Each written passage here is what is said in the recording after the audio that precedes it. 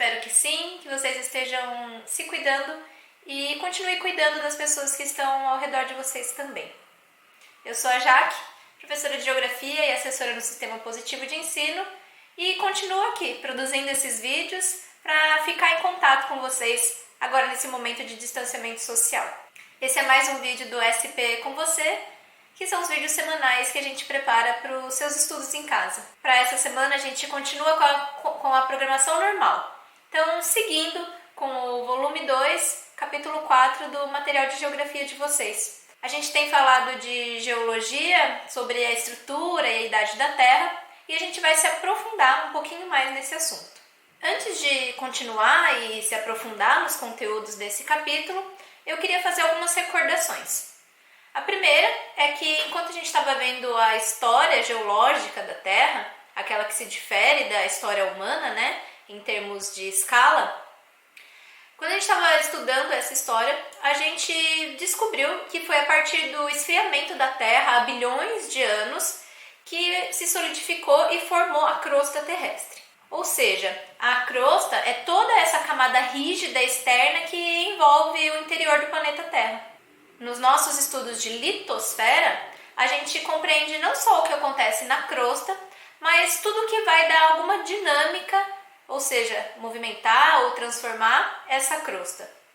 Até então, a gente falou principalmente dos processos externos à crosta, ou seja, a erosão, a sedimentação, a formação das rochas sedimentares, o transporte das partículas e etc.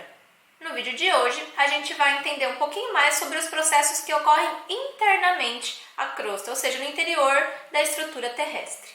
E que também são processos que vão dinamizar a crosta. Eu não tenho como começar a falar desse assunto sem falar da importância do desenvolvimento da ciência. É por causa da ciência que a gente compreende esses processos. E isso vem de análise, não exatamente no interior da Terra, porque não há tecnologia suficiente para análises tão profundas, mas análise sobre outros corpos celestes que são da mesma idade da Terra, que são contemporâneos, como os meteoritos, e também pela análise dos materiais liberados por erupções vulcânicas. Mas um dos estudos mais importantes na compreensão da estrutura da Terra são as análises das ondas sísmicas, que são propagadas durante os terremotos. Então, as ondas sísmicas, que são captadas por sismógrafos, são movimentos vibratórios das partículas das rochas que vão se propagando através da Terra. Geralmente, essa vibração ela se dá como consequência de um sismo, um terremoto, ou devido a uma grande explosão. Então, após esse momento de grande vibração, como um terremoto ou uma explosão, essas partículas vão vibrando no sentido de se espalhar pela estrutura terrestre. Na página 18 do material de vocês têm uma ilustração de um sismógrafo, que são esses aparelhos que detectam os tremores da Terra. Esses aparelhos eles conseguem registrar a travessia das ondas sísmicas pelas camadas internas do planeta até alcançarem a superfície terrestre. Ou seja, conforme essas ondas sísmicas elas vão passando de uma camada para outra na Terra, elas vão mudando de direção ou intensidade de acordo com o material que compõe essa estrutura.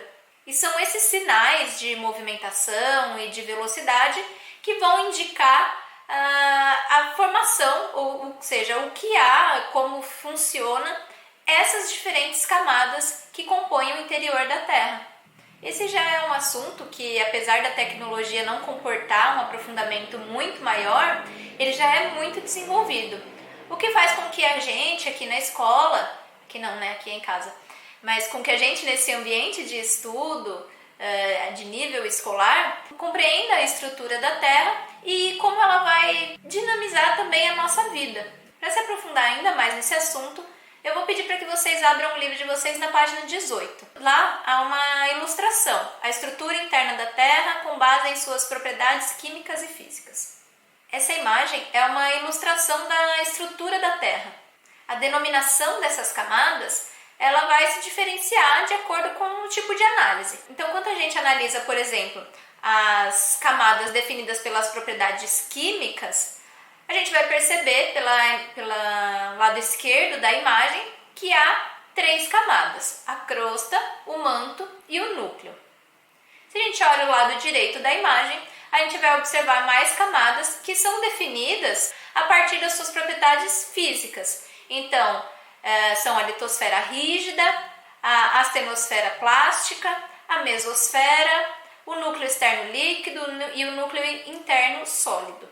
Observando a imagem, vocês vão perceber que do ponto central do planeta Terra até a crosta terrestre, existem mais de 9.000 quilômetros, sendo que a crosta terrestre comporta um pouco menos de 80 quilômetros de toda essa estrutura terrestre. Ou seja, a crosta é uma camada relativamente fina na estrutura da Terra. Para o vídeo de hoje, a gente vai focar nas camadas definidas pela estrutura química, ou seja, o que está sendo demonstrado ao lado esquerdo dessa imagem. A respeito dessa estrutura, o núcleo ele é formado basicamente por níquel e ferro, e a densidade dele aumenta conforme a sua profundidade aumenta também. Já no manto, os elementos mais presentes são o silício e magnésio. Também é importante a gente saber que é no manto que ocorrem os deslocamentos das correntes de magma, que a gente vai entender melhor depois. Já a crosta é uma camada sólida, onde os elementos químicos predominantes são o silício e o alumínio. Então, pessoal, por ser relativamente fina em relação a toda a estrutura terrestre, a crosta terrestre ela pode ser observada metaforicamente como se fosse a casca da Terra. A gente até pode comparar com a casca de ovo mesmo, bem fininha, com todo o material em movimento ali dentro. Mas essa casca, como crosta terrestre, ela não é exatamente contínua. Na verdade, ela é quebradiça ou toda fragmentada.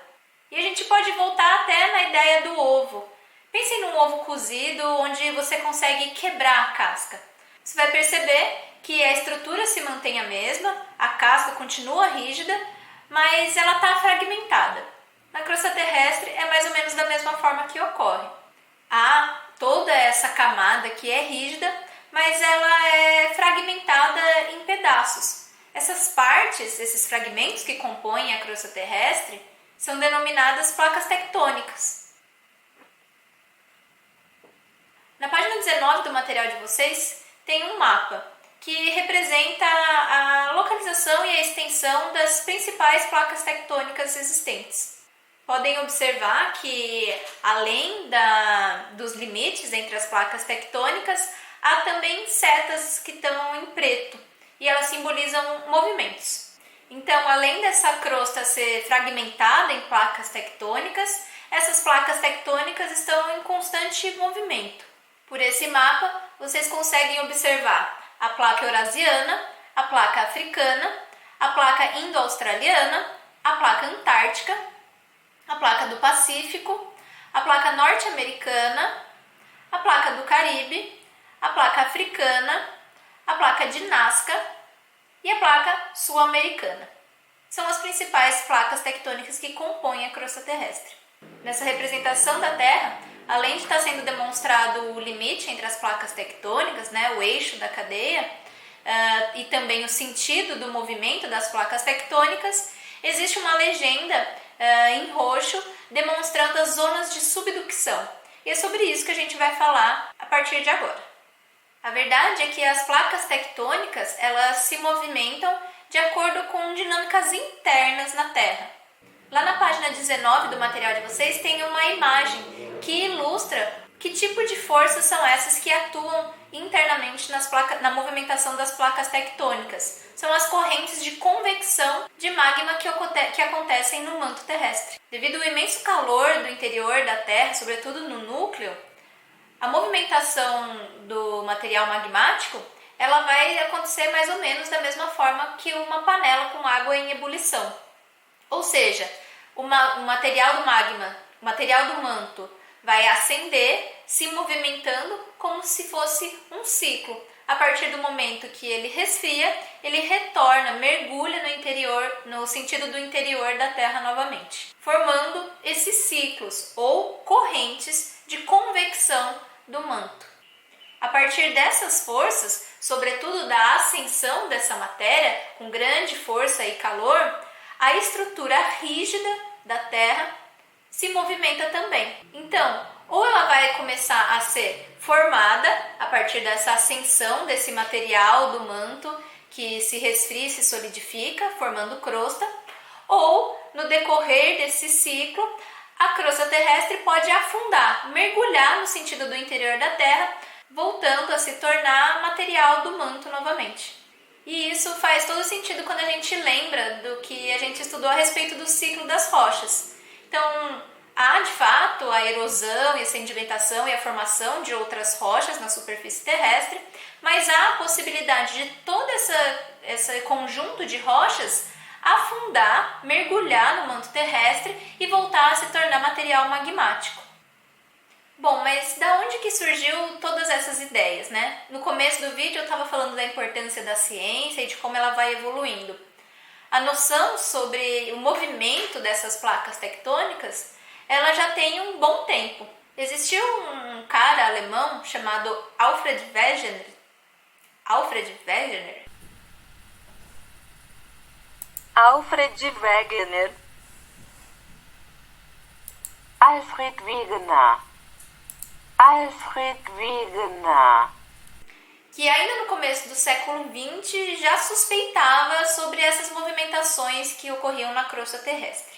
Tem uma fotografia desse moço bem afeiçoado aí na página 21 do material de vocês.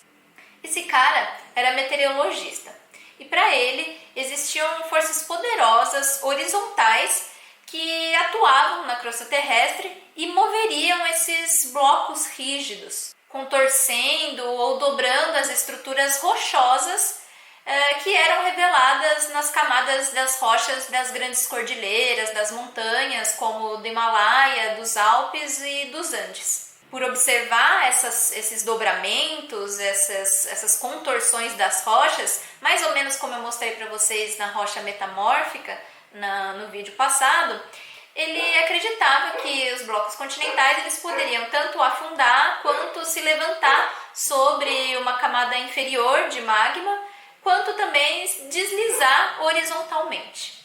O que ele observava, vocês podem observar também na página 21. Tem uma ilustração que demonstra dobras e falhas no relevo terrestre.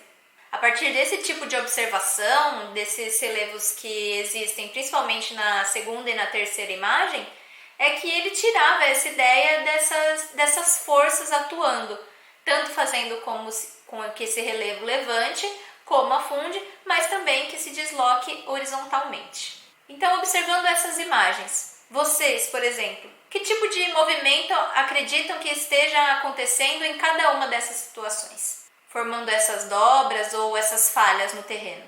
No decorrer da vida do Alfred, meu amigo Alfred, ele começou a perceber algumas semelhanças físicas de alguns contornos continentais e ele começou a fazer diversos estudos geológicos. Avançando na sua teoria, ele constatou semelhanças geológicas, como tipo de rocha, idade de formação, presença de fósseis das mesmas espécies, entre planaltos brasileiros e africanos. Alguns fósseis idênticos de plantas e répteis foram encontrados não apenas na América do Sul, mas também na África e na Índia e na Antártica e na Austrália.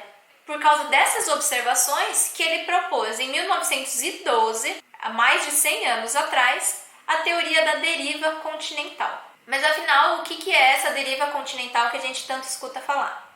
Bom, com base em todas essas análises e observações que ele fazia, principalmente dessa semelhança entre essas estruturas geológicas continentais que eram tão separadas espacialmente, mas tão semelhantes, ele acreditava e tentava explicar uma ideia de que os enormes continentes estavam, na verdade, flutuando como barcos à deriva em um oceano líquido ou viscoso, e daí que vem o nome dessa teoria, da deriva continental.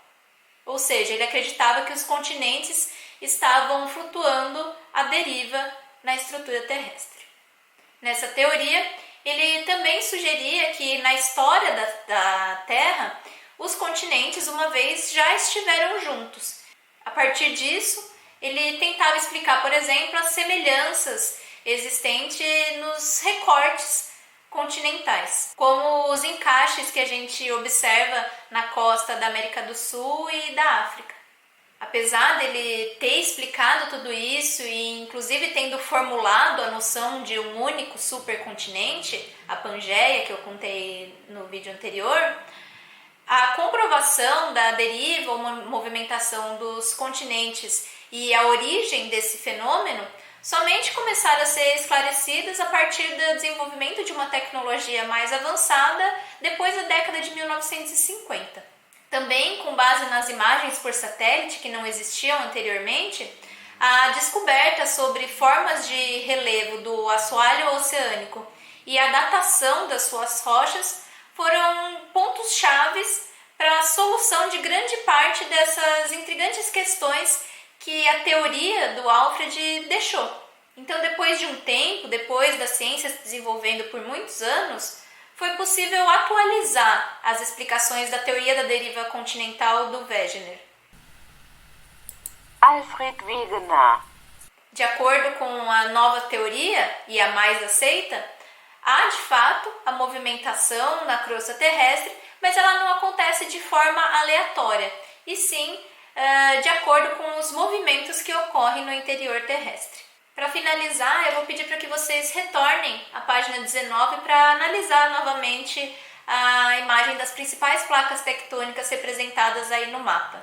Quando a gente considera o movimento entre essas placas, entre duas ou mais, a gente pode perceber pelo menos 3 tipos de movimentos. Quando elas estão se afastando uma das outras, quando elas estão convergindo umas às outras, mas também quando elas estão se deslocando lateralmente uma em relação à outra. Para finalizar o vídeo, eu vou pedir para que vocês façam algumas atividades antes da gente continuar com o conteúdo na semana que vem. Eu quero que vocês realizem na página 20 a seção Refinando o Olhar e na página 26 a atividade 3. A partir da próxima semana, a gente vai continuar discutindo sobre esses movimentos das placas tectônicas, o que ocorre nessa movimentação e quais são os tipos de movimentos que ocorrem entre as placas tectônicas.